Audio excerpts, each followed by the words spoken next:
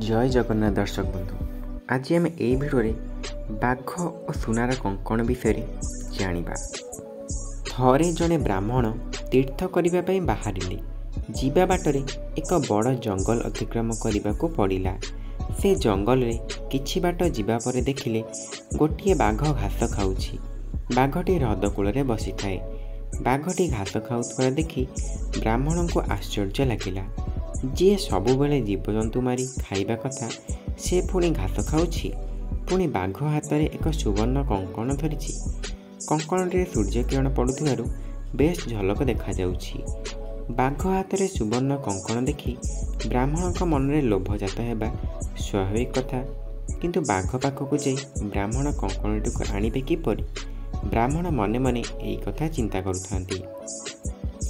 किछि समय परे बाघटी ब्राह्मण को कहला, हईरे ब्राह्मण, मु एठारे घास खाऊथिबार देखि तू आश्चर्य हो जाइथिबु।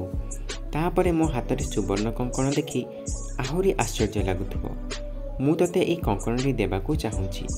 मो पाखरे एई जिनिसटी रही कौन लाभ? बरं जड़े मनुष्य को यह दान कले जिनिसटी तार कामरे आसिबो। तू मोठारु यह ग्रहण कर। मते एक हिंस्र जंतु बोली भाबी तू बोधहुए भय करिथाई पारु। मु मोर युवक अवस्था बहु वन्यजंतु मनुष्य मानकु मारी खाइछि। सेही पाप पाई मु मोर प्राणप्रिया पत्नी एवं पुत्र को हराइथिली। थरे जड़े साधुंक सहित मोर परिचय हैला। साधु जनक मते शिकार करने को बारण कले। साधु महात्मा को उपदेश मानि मु निरामिष कालटी जाइछि। प्रतिदिन मु एही नदी रे गाधोई सारी नदी कूଳରେ ଥିବା घास को खाए।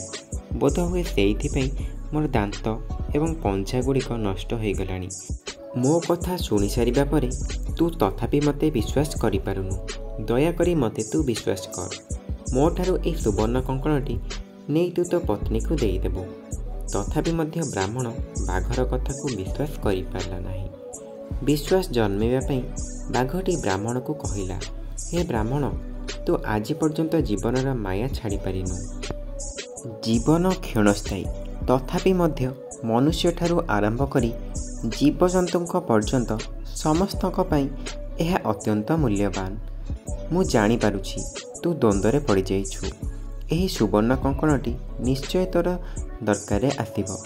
लोके कहंती ब्राह्मण उच्च जाति, सेमानकु दान देले भगवान संतुष्ट होती। कारण भगवान का सह सेमानकर कुआडे सीधा संपर्क अछि बोली स्वयं ब्राह्मण माने ही कहंती।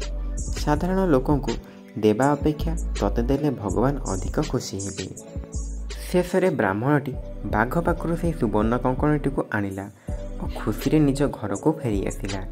तो दर्शक बंधु, आपण मानु कहानीटी केमिति लागिछि मते कमेंट माध्यम निहाती जणाइबे।